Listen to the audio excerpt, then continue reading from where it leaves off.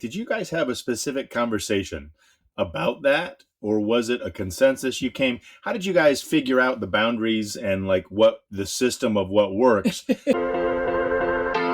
Welcome to the Kickass Couples Podcast. This is the place where we help committed couples who want to level up their marriage experience newfound clarity, hope, and confidence. We're Matthew and Kim, co-hosts and husband and wife. In 26 years together, we've seen a lot and never thought it could be as good as it is right now. We're here to help you successfully navigate the messy, dirty, and wonderful world of marriage. We believe all couples deserve and are capable of experiencing an extraordinary and fulfilling marriage.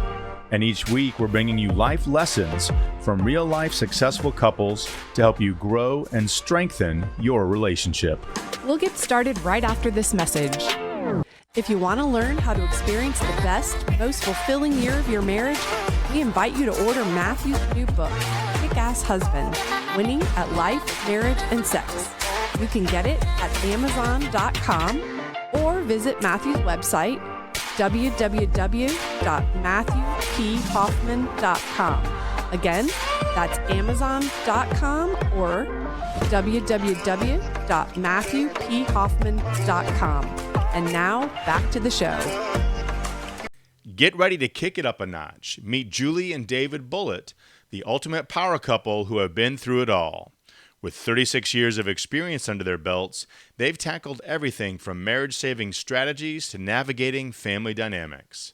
From tough love to professional help, they've got lots of tips and tricks to keep your relationship on track. Julie Bulitt is a seasoned licensed clinical social worker with over 25 years of experience. She's a rock star therapist who's worked with countless individuals, couples, and families to help them thrive. Julie's private practice is all about empowering her clients to become all they were meant to be. She's well-versed in ADHD and executive functioning coaching. She is the resident therapist for Warner Brothers Discovery's DC Metro location and also a clinical supervisor for the Center for Adoption Support and Education in suburban Maryland. David Bulitt is the legal powerhouse hailing from the Washington, D.C. metro area and is the go-to divorce guru for multiple publications. He's been hailed as one of the best lawyers in America and a Washington, D.C. metro super lawyer. Don't be fooled by his cool and collected demeanor. He's been called the lawyer who epitomizes stability and old-fashioned common sense by Bethesda Magazine. But what sets David apart from the rest is his heart for families with special needs children. He knows firsthand the struggles these families face, and he's dedicated to helping them navigate the legal system with ease. When he's not taking on the toughest cases, David can be found flexing his writing chops. He's a published author of 2 fiction novels and has penned multiple articles in legal publications and even made appearances on several TV shows. This kick-ass couple couldn't be prouder of their 4 daughters and 3 grandkids. They are now sharing their secrets to success in their award-winning book, The 5 Core Conversations of Couples. Their second book, Secrets of Strong Couples, releases in the summer of 2023. Look for both Julie and David donning the stage and speaking with diverse audiences about their vast experiences as a couple that are sure to hit home with so many of you now listening. Welcome back, everybody, to the Kick-Ass Couples Podcast. We have a dynamic power couple with an unusual mix of background and expertise with us today. We want to welcome David and Julie Bulitt to the Kick-Ass Couples Podcast. We are thrilled to be here in the Phoenix. Thank you. Right. Where Phoenix is the name of our Airstream. If you're new to the Kick-Ass Couples Podcast, we're on Airstream number 2 because our first one burned to the ground last summer. You know, we don't know what happened, but it did. And we're excited to be coming from our Airstream trailer, which is our studio. And where are we reaching you guys? Where are you coming from today? We're in Silver Spring, Maryland today, actually. Yep, outside of DC. And we were just in DC. We got to witness the cherry blossoms last week and took our youngest son to do his first tour of Washington and stayed right up on Capitol Hill. And man, we had a lot of fun. Nice. He came the cherry blossoms are earlier this year than usual. Yeah. Usually they usually plan for the all the stuff in the first weekend of April. But I guess because of the warm winter, that's why I popped off a little early. Yeah. It's been beautiful. So yeah, you guys are in a beautiful part of the country. We're in Greenville, South Carolina. Spring has sprung, and we are ready to leave winter behind for sure as we cruise in. And we love to start off all of our interviews by kind of asking a similar question. And I'd like to know, and Julie, I'm going to ask you to start if you don't mind. Would love to hear what you think makes the two of you a kick-ass couple. Whoa, lots of great things. I think we work really well together. We're just a great team. And when I say that, I really think about difficult times where we've had to come together over, kids issues, financial issues, communication issues, and we really do work together with a lot of humor.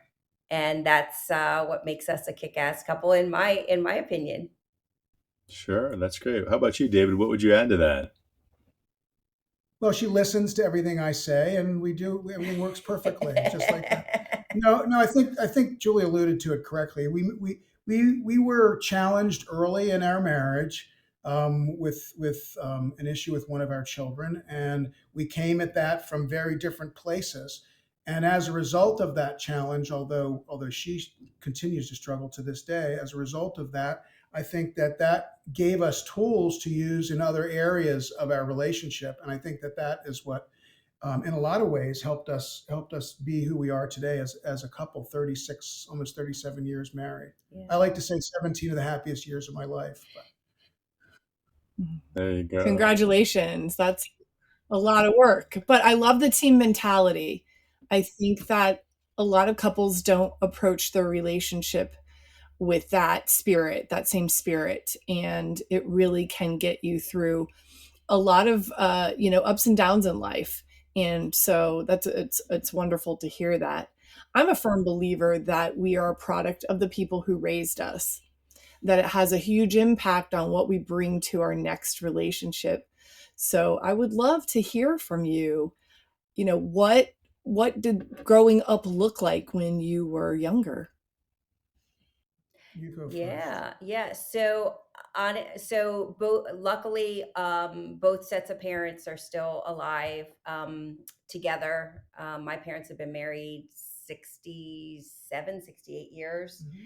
And David's parents, not quite as long, but anyway, we are both very, very fortunate to have parents that were married, that are still married, still alive. And for me, really role modeled respectful relationship strategies and habits. My parents are, there's things that we've done very differently than my parents. But I would say that for my parents, they always could rely on each other. They still can. And that, really modeled for me what I wanted in a relationship, somebody that I could count on. And I would say that's good role models. I feel like we've both had good role models. I think that. Sure. And how did they express love? How did they show love to each other? Was it visible? Yeah, very different. Very differently, actually. So that's interesting that you ask about that. So my dad is very sort of like affectionate and warm and physical.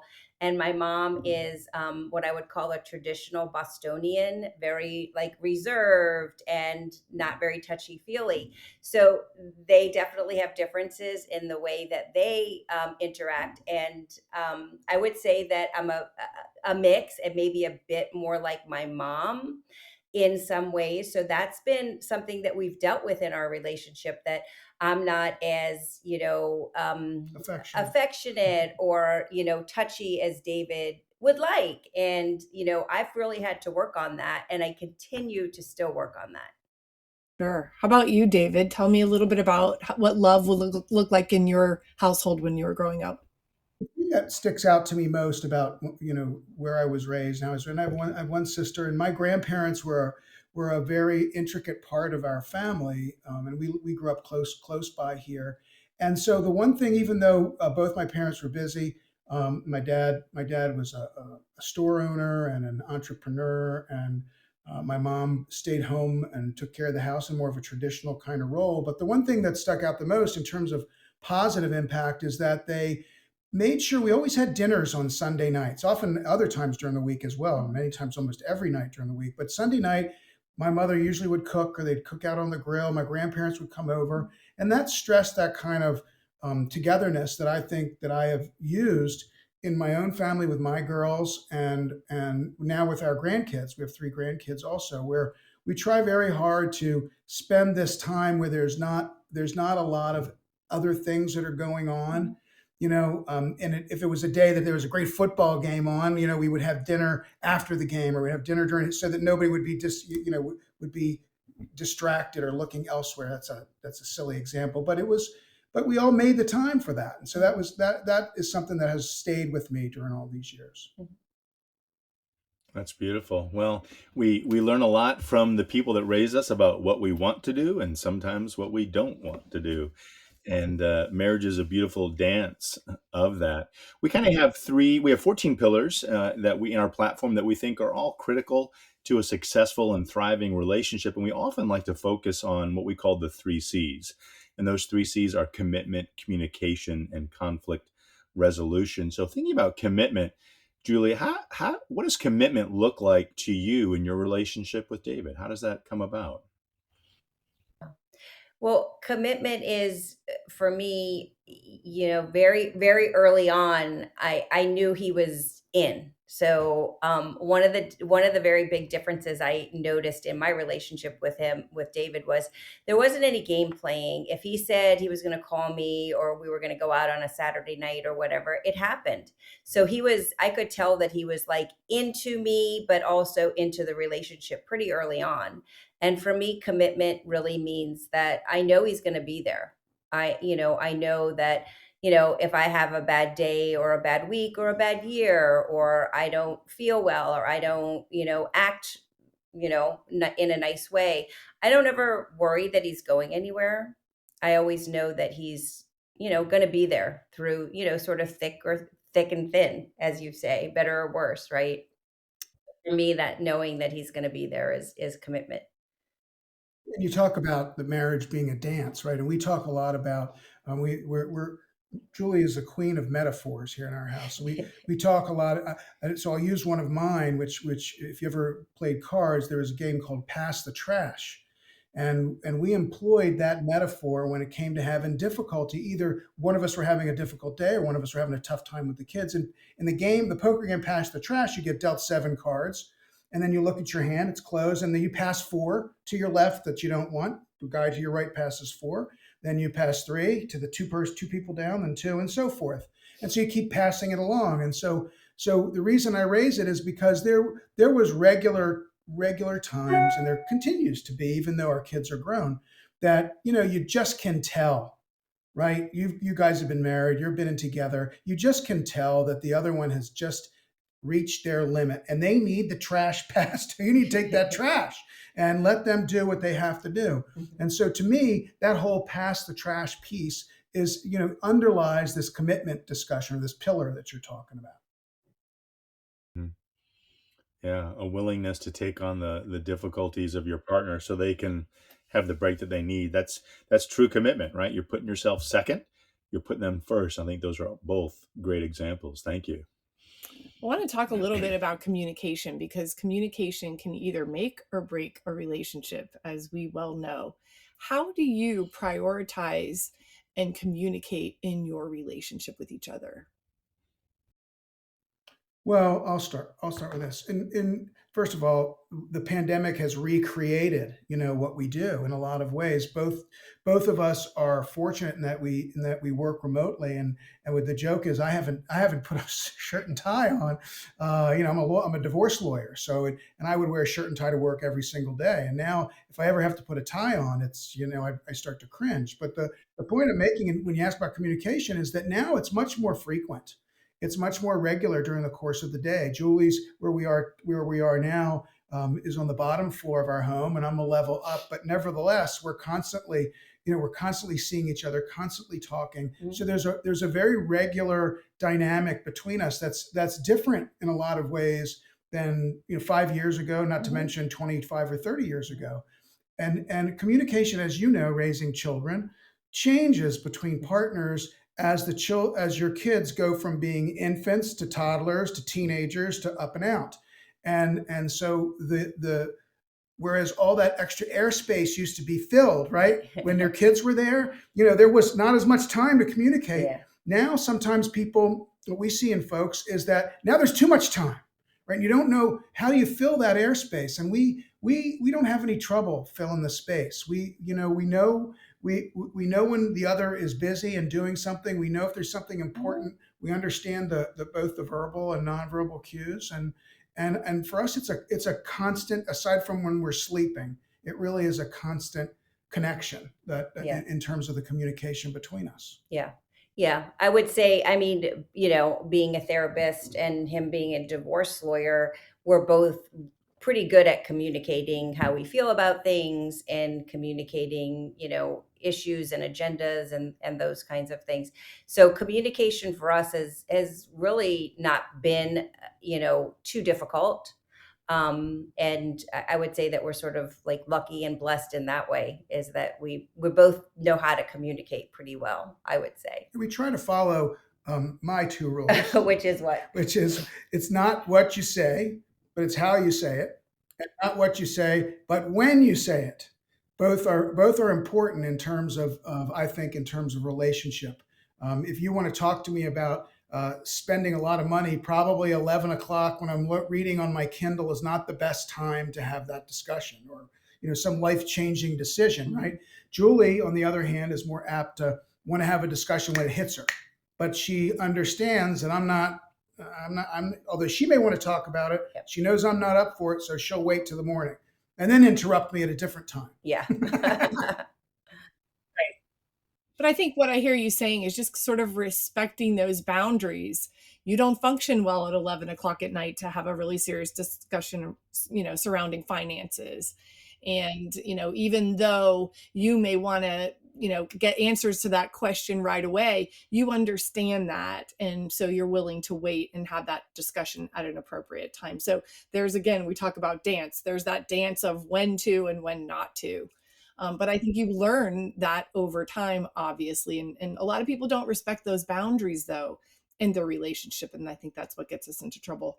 I'm curious on that subject. Did you guys have a specific conversation about that? Or was it a consensus how did you guys figure out the boundaries and like what the system of what works? Trial and error, and hey, or a big fight. This has got to stop. But how did you arrive? That's what I want to know, the process. That's very funny. That's very funny that you ask. It took me a while to get the hint, if you will. I would be like, "Oh, honey, and he would be like, "No, I'm trying to go to sleep. Do you see that? I have sleep issues anyway. Do you, like, no, can we talk about this tomorrow?" So I would try, at sometimes to have conversations at not the best time.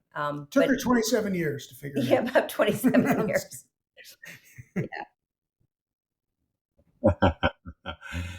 It's a short amount of time. Okay. So that kind of leading into that, can you guys, either of you, and you can each have your own unique stories, or you guys could agree and go, hey, okay, we agree. Can you think of a time when one of you screwed up and really stepped in it, and then share with us, how did you confront that and deal with it so it didn't derail the relationship? I've never screwed up. Oh, first of all, it happens, it happens on a regular basis. I mean, David always says, he's really good at apologizing. Yeah, that's certainly true. And he is better about apologizing. Because I do it so often. Yeah, I mean, yeah, no, you do it often. A time that listen, I've screwed up a lot. I'm in charge of the finances, and I've missed paying bills before, and I'll, something will happen and I'll have to go to him and say, I didn't pay this bill, and this is, blah, blah, blah, this happened. And can you, call the credit card company and beg for forgiveness or whatever it is. I think really the answer for us to your question is that we both stepped in it at the same time. So we went through this period financially where we had we had a sort of a perfect storm of things going on. One is we had a child who needed special support, so we had to find a way to fund her private school and ultimately boarding school and so forth, not to mention the therapy and everything else that went along with that. And at the same time, we were just spending money without thinking too much about it. And so, you ever heard that book, The Secret? Where you believe it, if you say it enough, you think it, the universe will send it your way. Well, we did our best, but the credit card bills kept coming for some inexplicable reason. And so we sort of stepped in it together. But what we were able to do after sitting and we ignored it for a period of time. We did. We ignored it for a period of time. I took extra money out of my house to pay for the school. We paid for leather jackets and cars and various and sundry other things that we didn't need, just because we'll figure it out. We're professionals. We make money. We'll figure it out. We couldn't figure it out. And so what we ended up having to do was we sat down together and said, okay, we're just going to get it done. And we put our minds together. We took our kids. Remember those trips they used to offer, where if you went to a place, you could go for a week to Orlando for $1, right? And then you had to spend 12 hours at some seminar where they tried to sell you the timeshare. Yeah, we did that, and we sold cars and we shed ourselves of things and debt. But so I don't know if there was ever a time that I really felt like I screwed up and stepped in it and then had to work my way out terribly. We've had lots of disagreements over the years, but the biggest one was what we sort of jumped in that pond together. Yeah.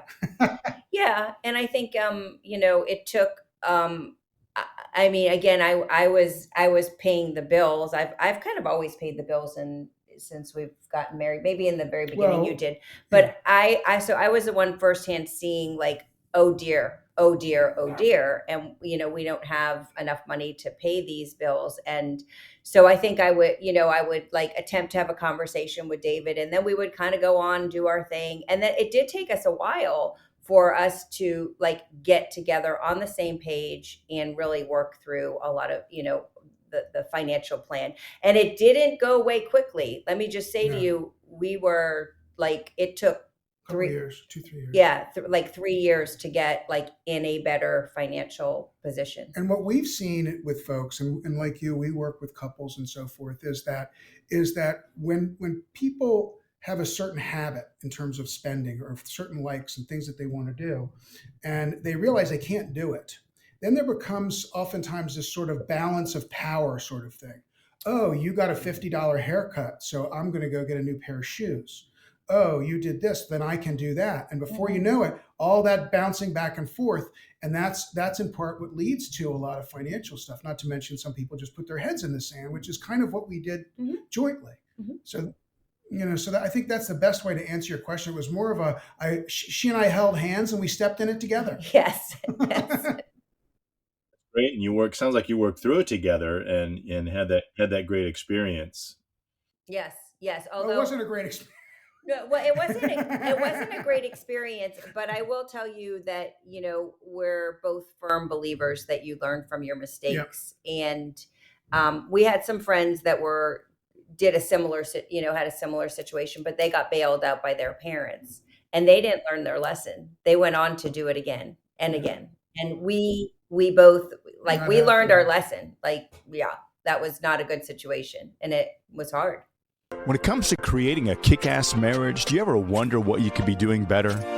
Have you ever thought how helpful it would be to be a part of a like-minded community of other imperfect couples who want to level up in their number one relationship?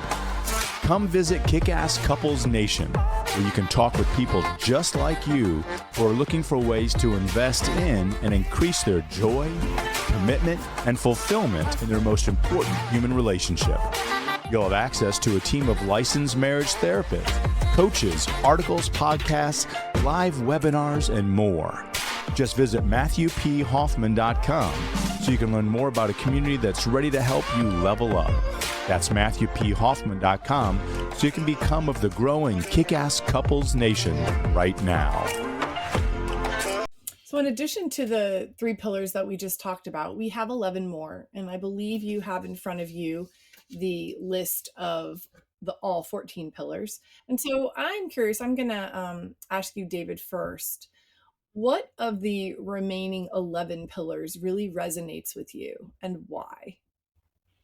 Well, there's several actually, but in terms of where I need to work on, the patience pillar is she always tells me I need to push my P button. Mm-hmm. So that's one that comes up with some regularity. Mm-hmm. That I have some issues when it comes to patience, Mm-hmm. as as evidenced by the fact that I cracked a tooth while I slept because I grind my teeth so much. But the patience is something Mm-hmm. that I work on. The intimacy is always something that's been important, probably more important to me than to Julie in our relationship. So, and that's something that she has worked on. So Mm-hmm. that's, Mm-hmm. and you know, we can certainly talk more about any of these things. Mm-hmm. And the other two that struck, and they all strike me, to be honest with you. There's not one here that we couldn't spend an hour or two Mm-hmm. talking about. Mm-hmm. And you all did a really terrific job of sort of taking a couple's, you know, that whole prism of what we all need and what Mm-hmm. we look at, and sort of break it down into 14, you call 14 pillars. But so if I want to focus on one more, it would probably be the appreciation one, Mm-hmm. because there's not a day that goes by that I don't appreciate being with her, and that's an honest truth. And I express it to her Mm-hmm. sometimes. Most of the times I do. Sometimes maybe not as much as others, but there's not a day that I don't look at her, appreciate that Mm-hmm. she, you know, I'm heading to Delaware. She packed me food to. I mean, just little things that you Mm-hmm. don't think about, that I just appreciate in her all of the time. Mm-hmm. And so if you're asking one thing, one of these that really sticks out, you know, while the others are still there, I would say the appreciation pillar is the one that I would lean on the most. Mm-hmm. Although again, like I said, the others are we could talk about as well. Yeah.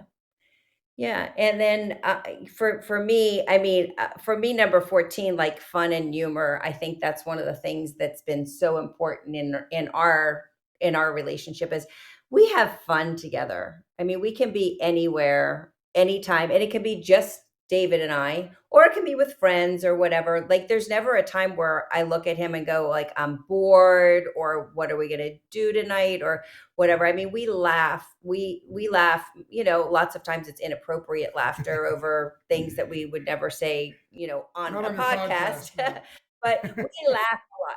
It's like for the best, right? The stuff that's just between the two of you that you can. We have a lot of fun.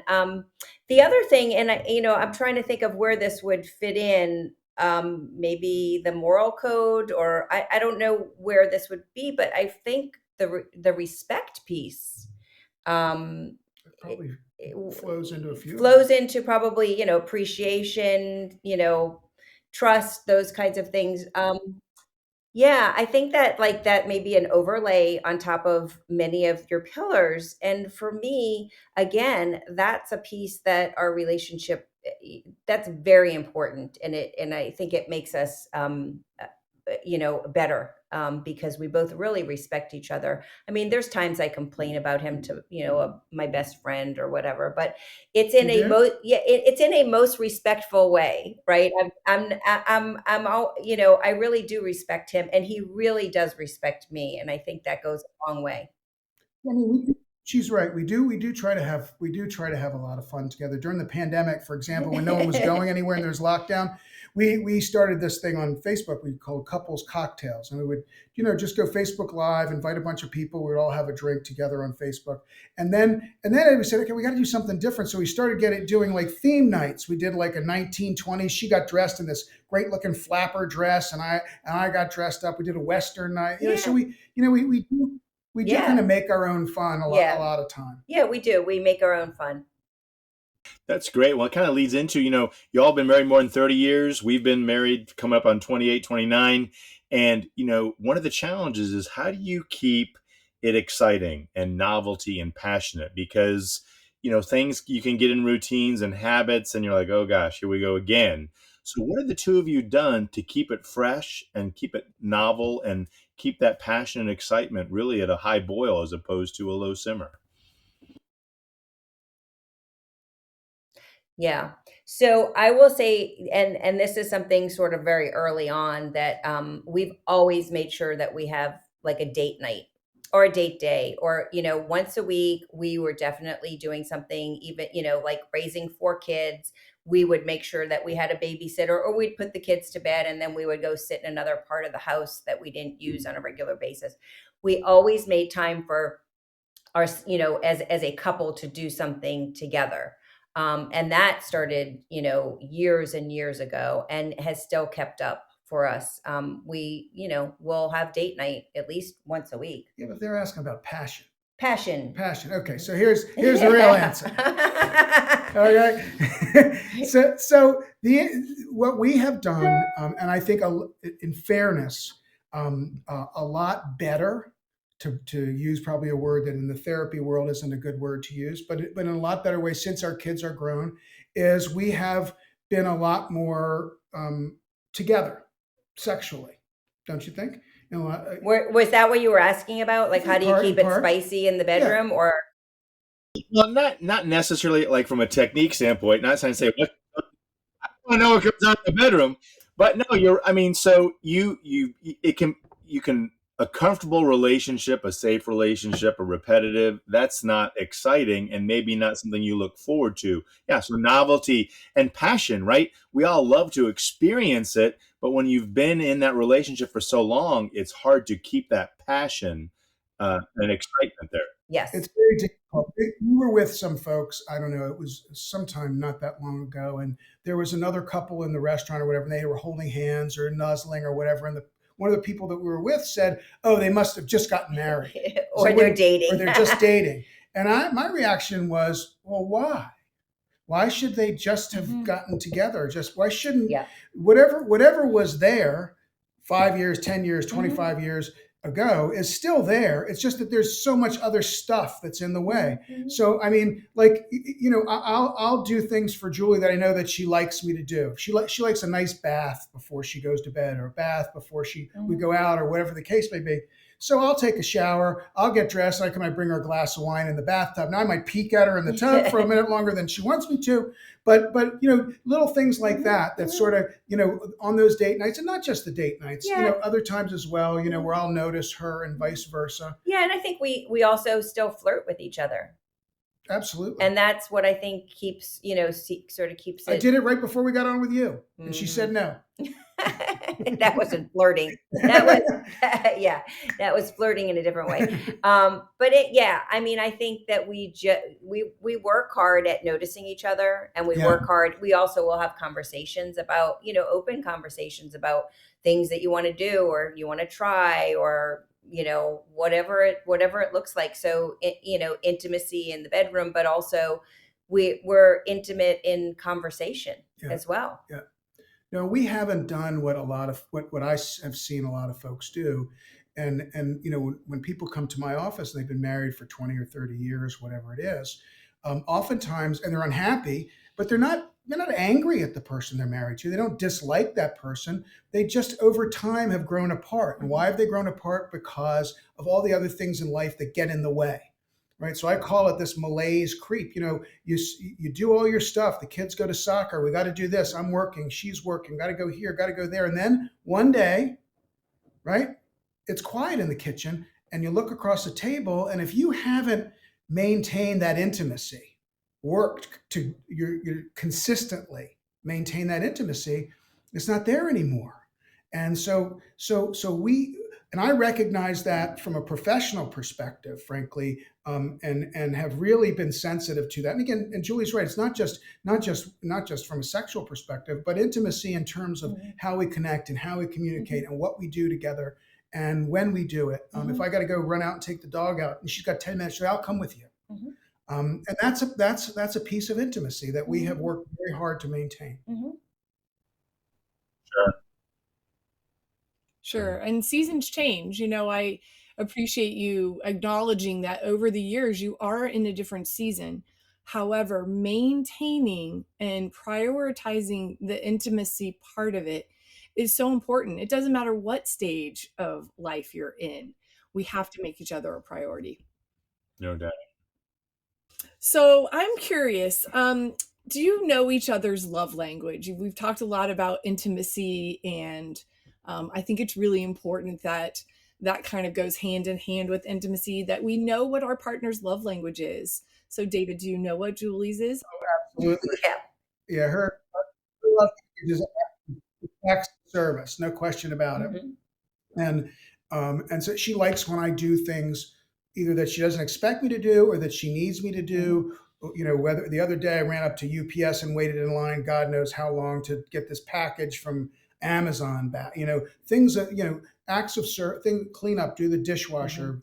I'm not very good at handyman sort of things, but I can lift pretty much anything you need lifted. I can move Mhm. anything, and and I'm great at the laundry. So definitely it's acts of service for Yeah. her. There's no question about it. For me, she knows mine too. So. Yeah. Yeah. Yeah, he likes compliments, affirmations, and touch. For Yeah. him, you know, he really likes if you go by and touch his shoulder, you know, or say you look great today, or you know, look. I told him he looked cute yesterday, and Yeah. he really liked that. Yeah. So, but you know, we do have different love languages, but we're always trying to, you know, remember what the other one's love language is. Because for me, like I will make, you know, I'll make dinner, or I'll like, you know, pack up some food for him to take. And that to me, I'm like, I'm showing you I love you. But then I have to remember, oh, no, that's my love language. Yeah, there's a chapter in our first book. I guess I can say this on your podcast. It's the caption is, "I don't give a shit about the dry cleaning." So the dance was, you know, Julie thought, well, I got your dry cleaning. I'm like, I don't care that whether you took my dry cleaning or picked my dry, you know, come on over here, sit on my lap, and you know, tell me how good I look, or something like, you know, something like that. And that's what happens when we start talking about these love languages, which is a brilliant book, as we all know, and it's just why it sold 20 plus million copies. But when people start to apply their own love language to their partner without understanding that the partner's love language is different, and you know, and so it's hard to do that, right? Because you want to do something that feels good to you, because you assume it's going to feel good to her, but in fact it doesn't feel the same, because that's not what's atop of our sort of priority kind of list. Sure. And Julie, you alluded earlier to the fact that a lot of the touchy-feely behavior demonstrated openly, sort of really showing love, was a little bit difficult for you, because it was not modeled to you from your mom. And so how did you overcome that? I'm still working on it. Yeah, no, it you know what? It doesn't come naturally. Like, I mean, you know, I'm well into my 50s, nearing the other number. And yeah, I have to work on it. Honestly, like it just doesn't come, you know, it's not natural to me. So it's really a work in progress. No, we have a daughter who's 25 years old who has very similar issue. Relationship, and apparently isn't showing as much, you know, emotion or affection as one might think she would. Yeah. So I said, well, first of all, you come by this naturally. We're on the third generation of, you Cold know, fish. of cold fish / stoic women, however you want to look at it, right?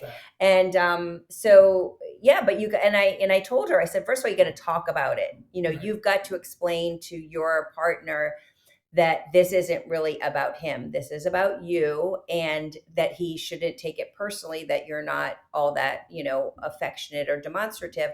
But you also have to take ownership for it and work on it and say, like, I know this is important to you. So I'm going to, when you pass by, you know, touch you on the shoulder, or, you know, pat you on the head, or whatever it is. Sure. So I have an interesting question for you all, and I haven't done this before, but I would love for each of you to think. You're each in careers where you deal with people who've got a lot of issues, or they come to you and they want you to solve their problems, or you want to help them solve their problems, right? I'd like to know from each of you, what is the most common or recurring issue you deal with? Like if you could say, oh my gosh, this is what I hear about most, bring it back to the relationship side, and then in your mind, what do you think the antidote to that problem is or should be? So I'll go first, right? Because I get asked this question all the time. I've been doing divorce work for 37 years and represented and seen, I don't know how many thousands of people in my office, right? And everybody asks the same question: why do people break up? You know, what's the hardest thing in a relationship? Is it cheating? Is it money? Is it finances? Is it kids? Whatever it may be. And the answer is very much what we just talked about a few minutes ago. The answer is the lack of communication on your three C's, the lack of connection and the lack of maintaining those things on a consistent basis. Because there's many relationships that break up because someone has strayed. There's many relationships that break up because financial reasons or differences over parenting and various other things. But the most common thread in my office has been this just kind of losing sight of what you can't lose sight of if you want your relationship to succeed. And that's really it. There's other stuff can all be mixed in, but that is all often is there. Would it be fair? And do want to hear from you, Julie, but I want to say, David, would it be fair to say that it's a prioritization issue, that they fail to prioritize their spouse above whatever else is there? Absolutely. Yes. And it's not often, and here's the thing, man, it's not often purposeful. In fact, most of the time it's not purposeful, right? It's not purposeful. I didn't ignore you today because I wanted to ignore you. I ignored you because I had to be at work at 6. I had to get the kids to soccer by 3. I had a phone conference at 8. I had to eat. The dog needed to be walked, and then I'm exhausted. But I didn't do it on purpose. That's why I call it. It's like this malaise that kind of creeps into a relationship. So you're 100% right. It's prioritizing, but you have to have that little that little ding in your head every day that I got to do it, and that's what most of us don't have. Most of us don't. Yeah, got to make time for it. Sure. Julie, I cut you off right when you're about. No, it's fine. And I have like 16 things that are going through my head when you ask me what do I see in my office between couples. And I really do think, communication is definitely it. I also think not feeling heard or seen or understood is a big issue that people have. And I do a lot of work around, what can you do so, to communicate differently with your partner so that they can, see you and hear you and acknowledge you. And then vice versa. What do you need to do to see your partner, to let them know that, yeah, you may not agree with what, they're thinking or the way that they're doing something, but you can at least understand it. And I think a lot of life is perspective taking. And I think, we work with a ton of couples on this issue.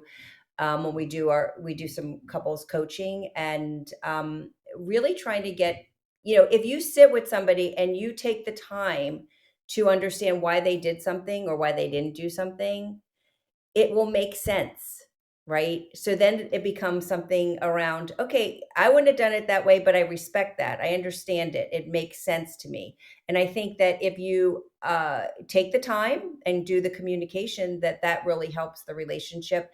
And I talk about lots of times about assuming good intentions, and a lot of times we assume negative intentions of people, and specifically our partners, and how destructive that is in a relationship, to assume somebody did something on purpose or to hurt you or to make you pissed off. Wow. This has been a lot of great discussion and information. Is there anything that we have not asked you that you feel we should have, or that you would like to discuss while we have both of you here today? Well, I think what's interesting about what you guys do and we do is that we do a lot of the same things, but come at it from different places. Obviously, we have our own way of communicating, as do you. And I've looked at a lot of your stuff online and so forth. And I think that the need is out there. People need help, and people need to understand they're not the only ones, right? That are struggling. There's lots and lots of relationships that are struggling that don't need to fail. And it's sometimes it's just a little, and you guys know this, sometimes it's just taking a screw and turning it just a little bit. Other times could be lots of screws in the wall, but sometimes it's just a little bit of a let's try this, let's move here, let's try that kind of a thing. And I think that you guys are doing a great job, clearly, with the folks that you work with, and we're just we're thrilled to have been able to take the time and talk with you.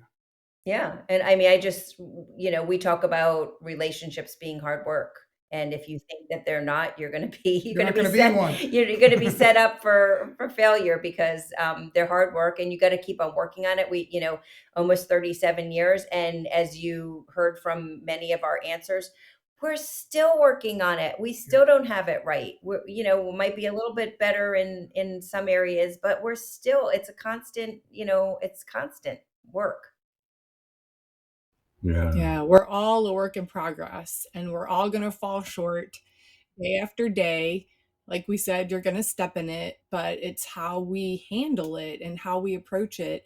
And I think so many couples don't have the tools in their toolkit to do that. They don't spend in time enriching their marriage. And there's just so many things we're out there that we're trying to teach people that you can do. And just like you said, David, those little tweaks make such a world of difference in your relationship. It gets you back on track. Yeah, they do. So where can people reach you if they'd like to learn more about you and what you're doing? What's the best place for people to go? Well, we have a website, www.thebulitts.com. Our first book, The 5 Core Conversations for Couples, came out on Valentine's Day 2020. And our second book, The Secrets of Strong Couples, is due to be on the bookshelves on July 11th, 7/11. So we'll give out free Slurpees. Yeah. We're also on all of the social media channels, on Instagram, on Facebook, on YouTube, on TikTok, and LinkedIn. The Bullitts. At The Bullitts. Yeah, The Bullitts. Beautiful. Well, you guys have been great. Thanks for opening up and being transparent with us today. We look forward to sharing the pearls with our audience, and I know that our paths will be crossing again soon. Sounds awesome. We look forward to it. Thank you guys for having us. It was great chatting with you. Thank you. Thank you. That's all we've got for this episode of the Kickass Couples Podcast. If you like the content of this show, you'll love Matthew's newly released book, Kickass Husband, Winning at Life, Marriage, and Sex.